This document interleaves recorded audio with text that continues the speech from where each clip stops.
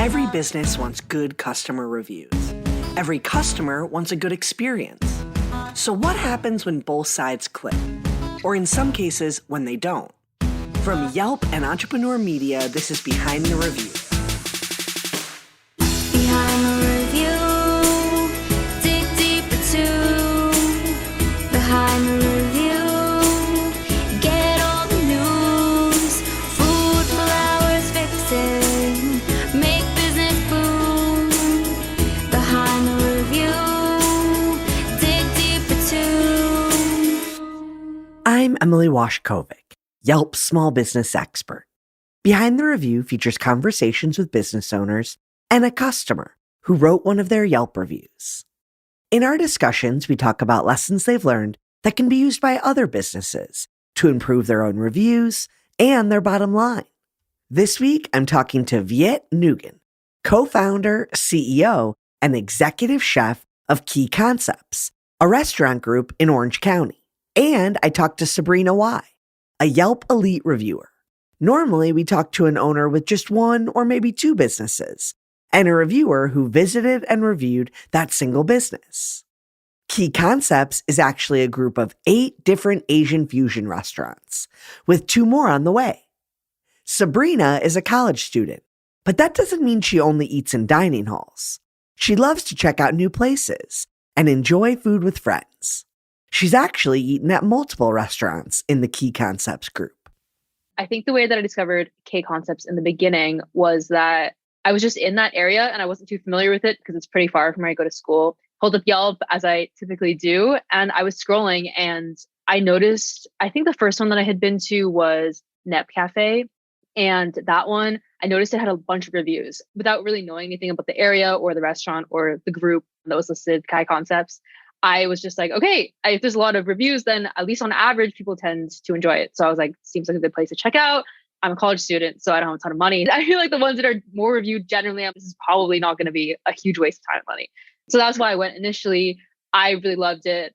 Nep Cafe is a coffee and brunch cafe that serves breakfast and lunch with a Vietnamese flair, like chili crisp avocado toast. Sabrina was so impressed by her first visit, she's been to several of the other restaurants in the group since. But Nep Cafe was her first review of the concepts. So let's give it a listen. Absolutely love this Vietnamese brunch spot. I'm so glad Yelp led me to it.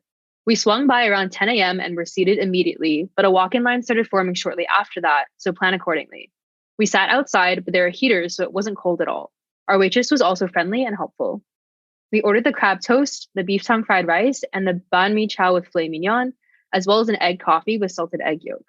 An egg coffee is always a must at a Vietnamese cafe for us, and we enjoyed this one, although it was a tad sweet. Once the ice melted a bit, it was actually perfect. We really enjoyed the crab toast as well. All the flavors came together super well and made the perfect bite. The uni is from Santa Barbara and it provided nice freshness added on. The beef tongue fried rice was great, but the banh mi chow was the star of the show for us. The flavors were amazing and we loved dipping the bread into the meat sauce and egg yolk. Absolutely delicious. Overall, I definitely recommend trying this place out. There's so many other things we wish we could have tried, and it seems like you really can't go wrong here no matter what you get. Sabrina's review really gives a lot of good information about what diners can find at Nep Cafe and how unique the menu is relative to traditional brunch spots in Orange County. And that's kind of their thing. Key Concepts is all about fusion and flair. Founder Viet has a pretty diverse career background, with time spent in finance and software engineering. Just more than a decade ago, he was trying to find his place in the world and figured out his next steps. Like most small business owners, he was looking for solutions, not just for himself personally, but on a more global scale. So I wanted to really focus on a really big problem that humanity would face. Obviously, some people would think technology is the driver for all solutions. And I thought the same thing. I really looked into 2 largest problems that we have, or I would say 2 needs that we have, which is shelter and food. So do I want to really focus on shelter, which is real estate, or do I want to really focus on food? And because I love food, I eat food, I technically go every day thinking the 3 meals that I'm going to have for the day. I always this kind of passionate about food. And I knew that I wanted to get into food. And so what with food, the biggest software piece in any food company or hospitality would be a POS system, which is the point of sales. Regardless if you're a hotel or a restaurant, it doesn't matter if you're in hospitality, point of sale is your main driver or the main brain of the whole entire system. So I started working for a bunch of different point of sales restaurants based on the software side only. I learned a little bit of programming and coding myself. And so we really got into all different types of restaurants. And because of that, so I would understand restaurant a lot more based off of what I'm learning from the software side of things. And because I was also classically trained at Le Cordon Bleu for French cuisine. So me, myself, I'm also a classically trained chef. Well, I didn't actually graduate yet because during the time off, I'm always like working and then going to school. And so I was deciding which one I was going to go, and I decided to drop out. But I at least got in my, I would say, foundation classes. And so from there, I would understand how chef would work. Obviously, I managed restaurant before in 2009 and 2010. So I always worked in restaurant, in and out. So understanding operation side, the software side, the understanding of it, I started doing a lot more consultation. So from 2010 to 13, I did a lot of consultation for a lot of restaurants, figuring out that, hey, if I could do this for multiple people, multiple restaurant group, I should do one for myself. And also at that time, because we had a mom and pop restaurant from my family side, I was really helping out. And we couldn't really figure out the profitability if we really want to go mainstream. I think Viet's non-traditional path to launching and managing his current restaurant group really played to his strengths. While some people may not understand the connection between finance, technology, and restaurant operations, Viet leveraged what he knew, learned new skills, and brought all of that together to start his first restaurant. And as he quickly learned, it's harder than you think, no matter how much experience you may have. So that was also like a big task for me, going out there in 2013 and start looking for a location for the very first time to apply my knowledge into the restaurant world. Before that, however, I actually also worked for a very short amount of time with Gordon Ramsay Group. There's a restaurant called The Fat Cow in LA for a very short time, also on their software technology side. And then also learned a lot from them. And during that time, I also figured out if there's a restaurant group that is internationally successful, they will be able to execute at a very high level. I mean, he himself has a 3 Michelin-star restaurant, and now they're coming to the US. So he operates at multiple different restaurants. I knew that if they could do that, it's possible for an Asian group to also do the same. And I was really just setting out to prove that concept, just a proof of concept of exactly how we're going to do that. And so in 2013, when I started looking for a location, I did not know what I wanted to do just yet. I knew that I wanted to open a restaurant, but I didn't know what type of restaurant. 2014, I finally found a location in Buona Park for the first time, in the same plaza with 85 Degree Bakery, H Mart, Daiso, which is some of the biggest brands, Asian brand that we would know. And I thought to myself, doing the research there, pho was, I would say, a no-brainer. Because during that time in that area, also very Asian-centric, we felt like that was the right call. So the very first brand in 2014, we call it Soup Noodle Bar. And that was my first proof of concept. I was only the first few employees that was there. I remember the first month we did maybe in the low $30,000 a month or something like that. So it was really not going well for me for the first year. I was even considering to sell it at one point because the business was not doing so well. Because obviously at that time we were trying to sell pho at a very high price. Not high price, but I think that was pho at that time, $7, $8 for a large bowl was acceptable. Anything higher than that, they would not pay for. But if you're a ramen restaurant, same ingredient or even cheaper ingredient, you could charge people $10, $12, and that's okay. And so for us to kind of prove that, no, we could charge also 10 to 12, but we have to have very good service and beautiful ambience. And that was the key. So first year, nobody wanted to pay $10 for a bowl to $12 for a bowl. But we proved along the way that quality matters, service matter, ambience matter. By the second year, we gained some traction. So in 2016, we were like, you know what? Maybe I can stay, maybe I can break even. And that was the point where we're like, you know what? We're surviving in 2016. One of the server that I had was also my roommate that came up to us and say, hey, you know what? Seeing how you bring a brand from nothing to now we're obviously making profit and we're both Vietnamese. What if we can bring this concept, not the concept of food, a soup noodle bar, but like the concept of, yes, you can pay taxes 100%, you can pay your staff really well, really good service, really good ambience, and start bringing it over to Little Saigon. That's where our home base is. That's where most Vietnamese people are. I don't know if people know, in the US, there's 2 million Vietnamese people live here or identify themselves as Vietnamese descendant. In Southern California alone is about 400,000 people. In Little Saigon alone is almost 300,000 people, Vietnamese or Vietnamese descendant. And so we felt, what if we bring this ideal of a restaurant group that is Vietnamese owned or Asian owned, that is doing things as standardized as Darden Group or big groups, but here, and bring it back to Little Saigon. And so we brought back, and there's another concept we created, which failed in 2017, and we called it Pango, which is an Asian fusion taco. During that time, we got really freaked out. We didn't know what to do. We were thinking of closing it as well, but we ended up turning it around in 2017 to a brand new concept. We call it the Vox Kitchen, which is right now almost 7,000 reviews on Yelp, 4.5 star. So that was a journey. So in 2017, when everything turned around, and also the same year that my daughter was born, Kira. And so in 2018, that's when we're like, you know what? We could become a restaurant group. We can do this. And 2018, we officially call it Key Concepts and start opening the next concept called Gem Dining.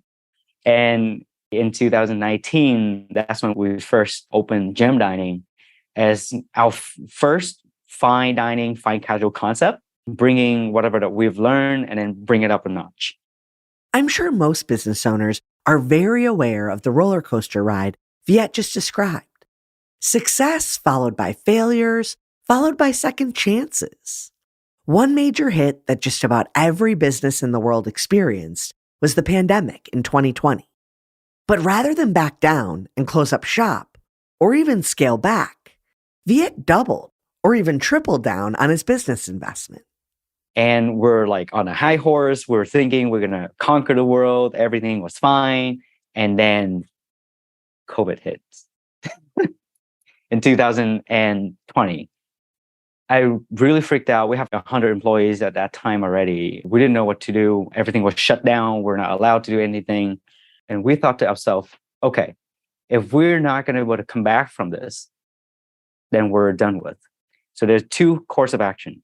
One, we're going to bank everything we have, get every dollar from the bank, banking that the US government going to do something about it. And we're going to get over this. And then the government going to help us out some way, shape, or form, maybe in the future. The economy is going to bounce back up in 2021 to 2022. And what if we double down? Why everybody was shutting down, letting go of their leases? We're going to raise a big round of money and then double down on hiring, doubling our amount of staff, signing more leases while the whole entire market was downturned. And I talked to the team. There was a 3 months of fearful, right? 90 days of shutdown to 120 days. We're unsure. I was unsure myself. To be completely honest, I was scared. And I wanted to close. I wanted to close our restaurant. I wanted to let go. But because of the team and all of the managers, all of the executive teams, like, nope, we're not quitting now. If you're willing to ride us to the end, we're going to ride it with you. And we're all going to take a pay cut. All managers are going to take a pay cut. When it works 6-7 days, I don't care what it is. We're going to use our cars to deliver food. I don't care. And so we came up with a plan and we did. And so we pulled in another few $1 million during that time, get a loan, whatever we could. And we double our staff, actually triple. We were going from 100 something employees to 300 something employees during that time frame. And we signed a bunch of different brands. We signed The Alley from Taiwan. We signed Dave's Hot Chicken from LA. We created Nip Cafe because obviously we're shut down. So we just sell on the street. Kin Craft Ramen because people can eat in the car. We created a few other brands during that time. And to be completely honest, that kind of turned around in 2022. We also created Ini Ristorante during that time. And we're going from 100 to 300 something employees to now we're at 850 employees with all of these brands. Just during that time, looking back at COVID, that was one of the biggest events ever happened. And it really helped us form who we are and the fact that we can create a community, take care of each other, and really take off. And I think that's how the customer would sense it too when they come into any of our establishment is a service, because we don't really teach them how to service customer, but we really just teach them how to take care of each other, themselves, and really just having fun. And the customer can feel it throughout. And that's why all of the new brands are coming out. We're actually launching another 4 different brands soon next year. We're opening a few more restaurants next year. This year, we're opening 2, Nape and Kin 2 in Irvine. We're going to be opening about 6 more concepts next year. Viet and the team took a lot of risk during the pandemic. There were some gutsy moves, but they really paid off. I'm blown away by the numbers Key Concepts has reached since 2020. For a lot of small businesses, another location is almost always the goal. Expand, expand, expand, with more and more locations. But often, they're just trying to replicate the same model in a new shop by doing the same thing, just in a new location. So we start out with an ideal. And so when all of the teams come in, we explain to them exactly why we do the thing we do. And if you're really looking from the top down, I would say a lot of service company or restaurant group, they ask a lot of the question of when, where, how, and what. Because they're concerned more about what are you going to eat, how are you going to get there, where is the restaurant located, or when it's going to happen. As the bigger group, that's what you have to standardize. And I fully understand that. But because we have I would say, the advantage of coming in later and we're smaller, so we're more agile, those questions we feel like can take care of themselves. And so we ask ourselves, obviously, why do we exist as a company? So if you ask me about Kin or Ini or Roll or any other brands, it serves a very specific purpose because it's a solution to a problem in the market that is there. And so we tend to ask ourselves, why do we exist? Why does that brand even exist? Does it need to exist? Does it need to exist at all? It's all important because we're not in a Me Too business. And a lot of people thinking, let's just say, comparing us to another brand that already successful somewhere else, and we say, well, they're doing that really well. For example, I can bring up Roll, right? It's like, hey, that's like a Casanori. Well, it's not, because Casanori in LA has a huge following. Me, myself, I love Casanori. I go to Casanori when I go to LA. And because they have this traditional feel to it, it's standardized, it's traditional, it's to the point, no fuzz about it, and it's straightforward, which I love. But there's the other side of it where people have never known hand roll before. They don't really subscribe to it. They're not going to drive to LA. How do I introduce a different experience? So we think, what if we turn that into a speakeasy type with fusion, new American approach to hand roll, which I know for a fact that even right now, if we beg Casanori, they're not going to do. So it's not that we're copying, but we're inspired by it. If Android doesn't get inspired by iOS in the past with an iPhone, we would never have an Android. We would never have Samsung. We would never have any other Android platform. Or Boeing and Airbus, you can name it all. So one person inspire another, and we think is a very cool place to be, and ask the question of why we exist in the first place, and does it serve any purpose at all in the market? And then we ask 2 very important questions. We don't ask the when and the where and the how, but we ask the who and the what. Who are we serving? Why do we exist? And then who are we serving? And what do they need? If we know why we exist, which is the needs, we know who needs it, and then we can figure out the what to deliver that message. And then we can ask them as a consumer and a customer to do.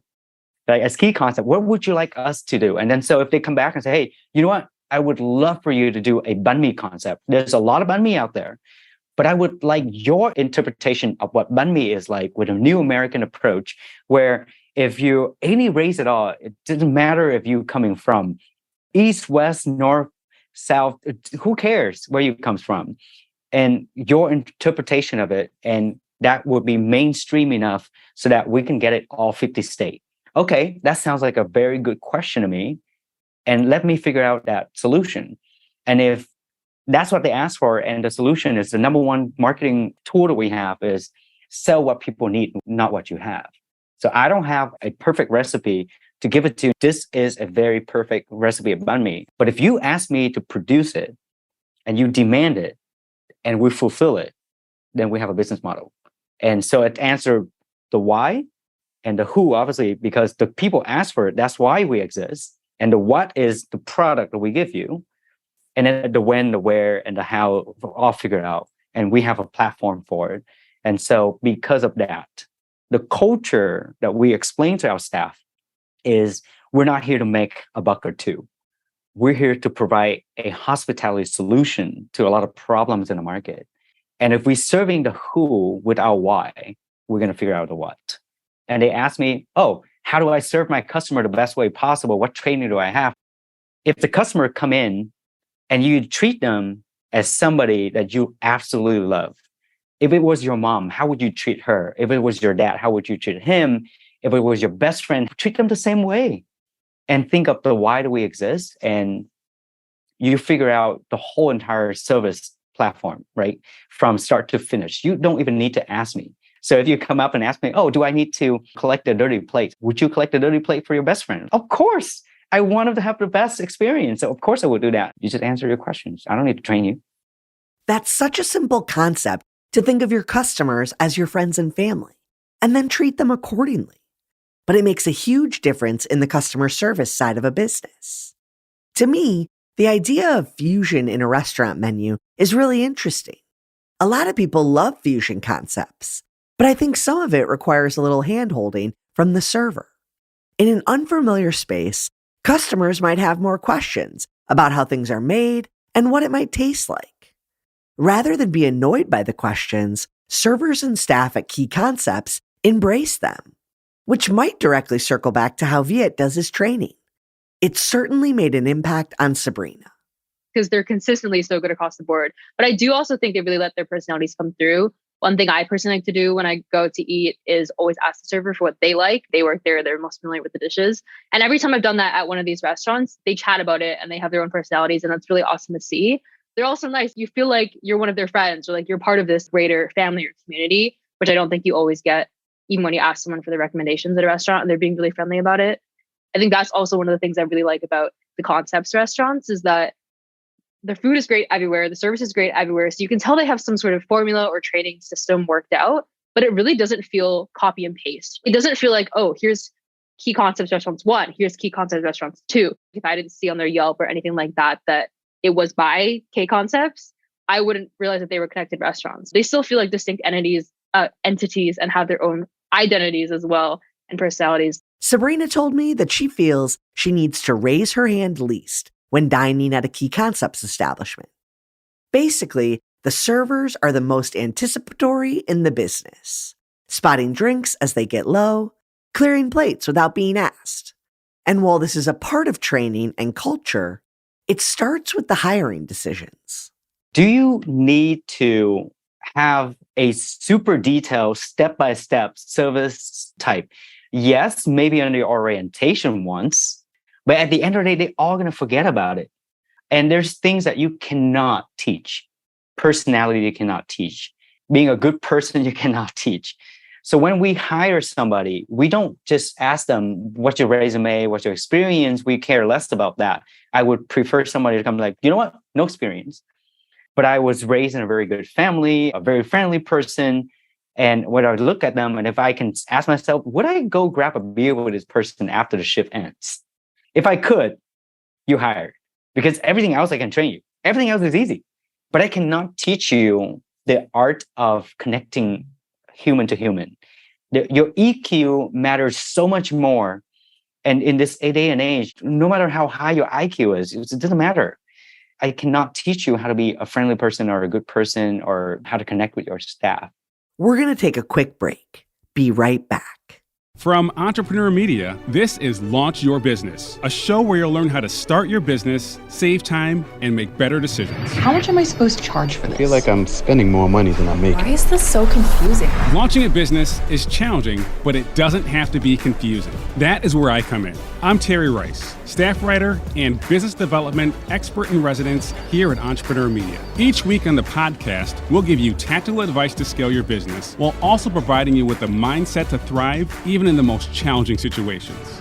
A lot of entrepreneurs overwhelm themselves by trying to do too much too quickly. Leading experts will offer you concrete actions, tools to leverage, and guidance on making it all work without feeling burned out. Save time by learning from the wins and losses of others who have ventured off the beaten path to attain fulfillment on their own terms. To me, success as an entrepreneur is freedom. Join us each week and subscribe to Launch Your Business wherever you get your podcasts. As we approach the 3-year mark of this podcast, I think we know how challenging negative reviews can be. Every business owner in the history of small business has experienced them at one point or another, whether publicly on a site like Yelp or in person. And they might all agree that it really stinks to get a criticism in an online review. However, we've also learned that keeping a cool head while reading those less than stellar reviews can help identify pain points or customer service issues you might not have been able to see yourself. I have a confession to make.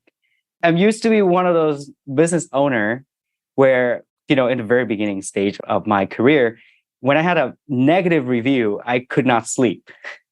I would go back there and I would fight. And I would publicly fight until the end. And it's embarrassing. I don't do that anymore. I mean, I want to do it sometimes. Obviously some of the reviews, but the PR team, the marketing team pretty much banned me from doing that ever again. But now, obviously I don't. I think that was a real moment of realization for a platform like Yelp. Every time I get a negative review, yes, sometimes it's absolutely, I have to fight. But sometimes it really point out a big problem. Even if it's outrageous and they're like, oh, we waited 30 minutes for your restaurant and I'm leaving. There's no parking, 1 star. I'm like, okay, well, what do you want me to do with the parking? But the silver lining is, wait, if 10 of them keep saying about parking, even if they give you 1 star, maybe there's some time for you to talk to the landlord.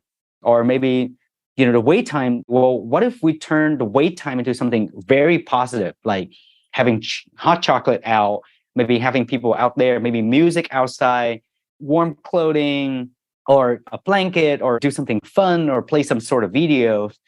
And that changed our mindset forever. Yes, it's negative. Sometimes it's outrageous, but if you can see the pattern always, and it helps. And now we're like, 17,000 reviews in with Yelp across the board. Viet is exactly right. I've said many times, you shouldn't be jumping to make big changes in your business every time you get a critical review. Sometimes critical feedback is more about you and your business not being the right fit for a customer. Or sometimes a server just has an off night. But if customers are continuously complaining about the same things in, say, 3, 4, or more reviews, that's something worth addressing. And while you might not make changes based on every critical review, you should engage with them, like the Key Concepts team does. I love how passionate Viet was when they started, and I'm proud of him for his growth since then to realize that his response is more for the future customer than the customer who wrote the criticism. Responding to reviews makes an impact, both in deepening the relationship with a customer who had a positive experience, as well as showing you pay attention to customer feedback by responding to a critical review in a timely manner and addressing the problem. Customers not only look for business owner responses, 87% of them say they'd be willing to look past a critical review if they see a business owner responded and address the customer's concern. And I don't want the response to be lengthy.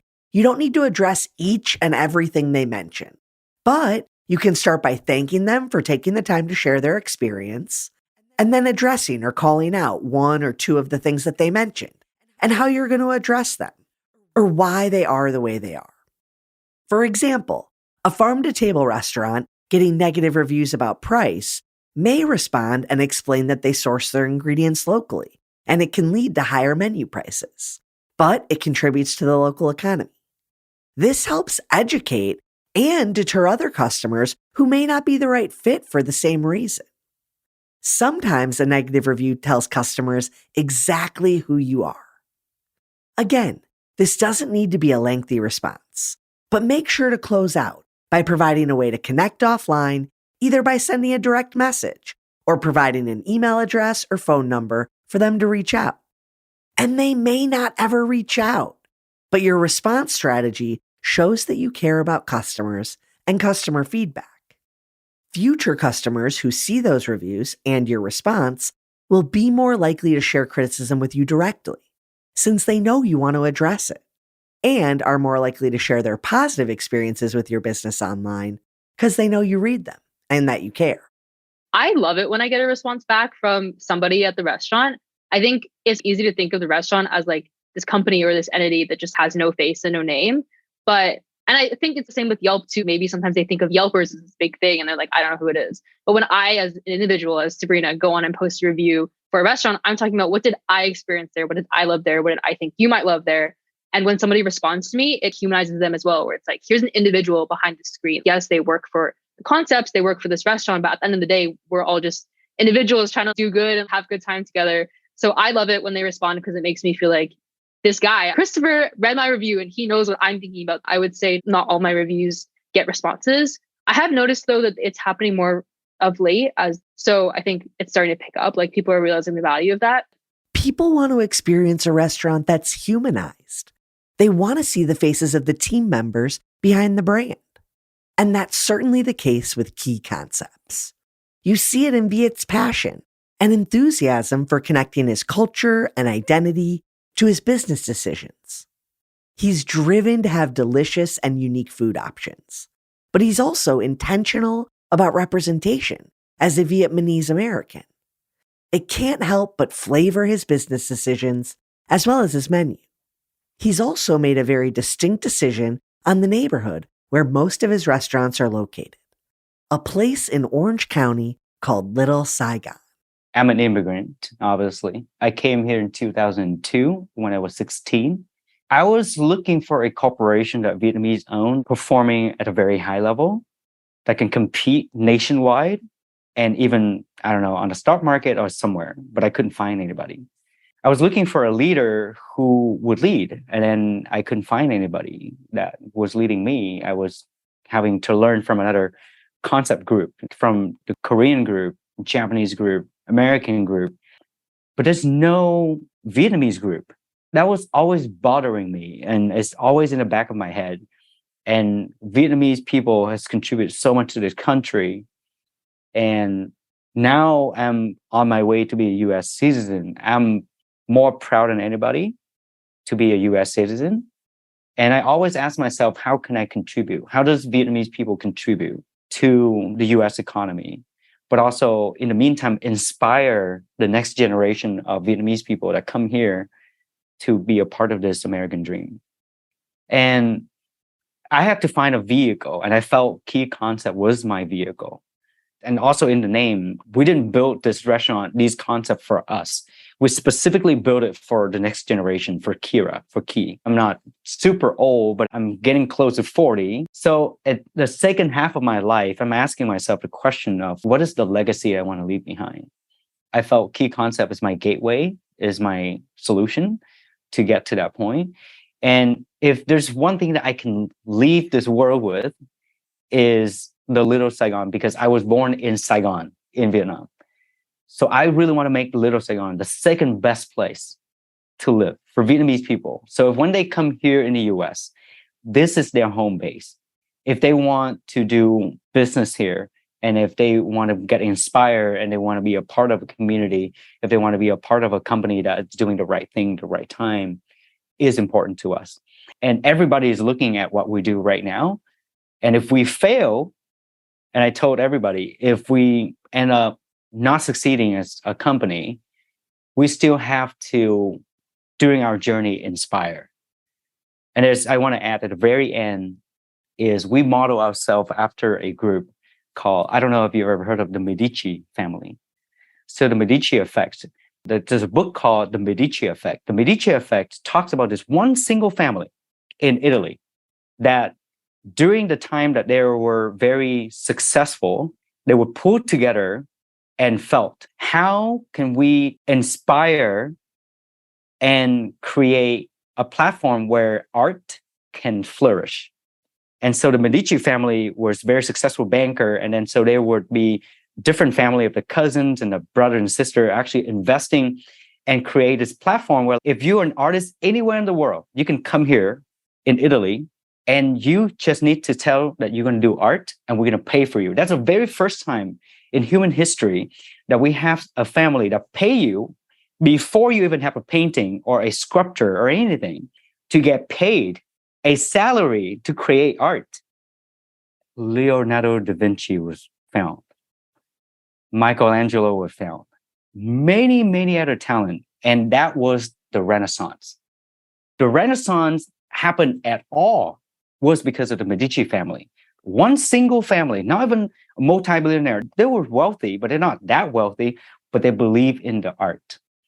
And so looking at that, and I was thinking, what if we can start a Renaissance here?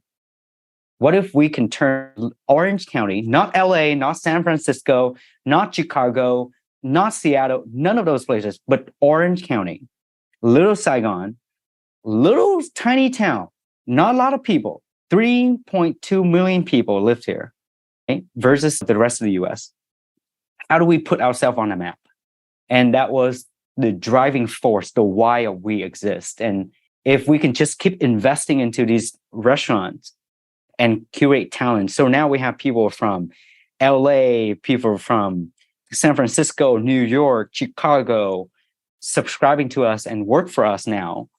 And so this Medici effect is what we're hoping for, and we call it the key effect, where we're just going to invest in art. I don't care what you do.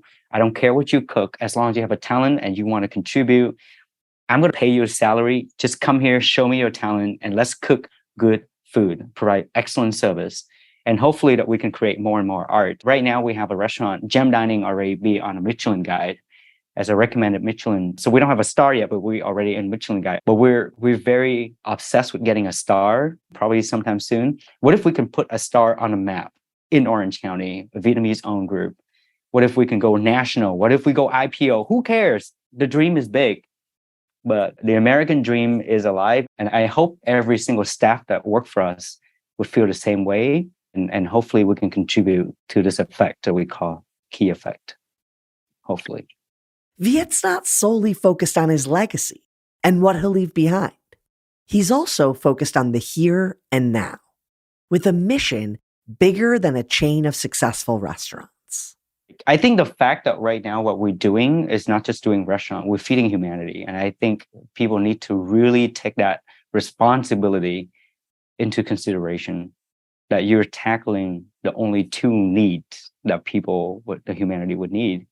They need food and they need shelter. That's it. And if they're going to be spending a stressful day at work or somewhere else, coming into a restaurant where as a staff or as a manager, you can look them in the face like, it's okay. Everything's going to be okay. Let me feed you. Let's have a drink. Tomorrow is going to be a better day.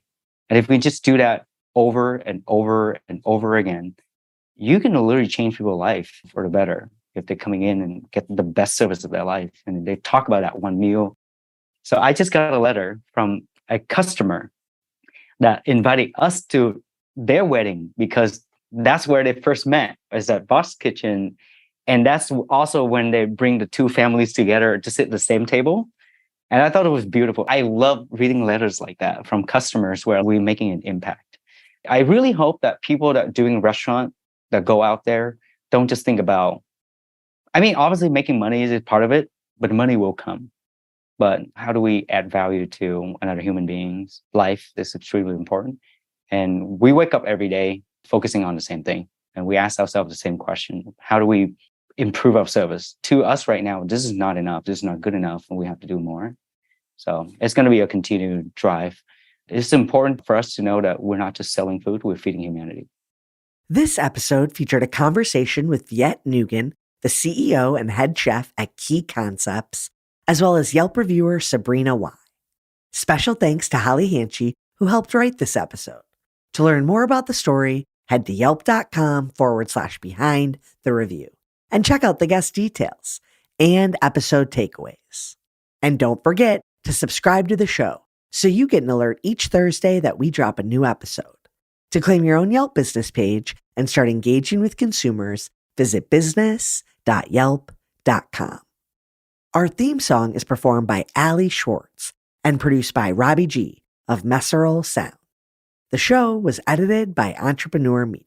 And that concludes our episode. Be sure to subscribe so you get new episodes every Thursday. I hope you enjoyed it and were able to take a thing or two away to implement in your own life. Whether it's a new idea that you can bring back to your business or a fresh perspective on how to be a positive influence as a consumer, we share these stories to inspire and create more meaningful connections in your local community. For more information about today's business or to connect with me, check out the show notes.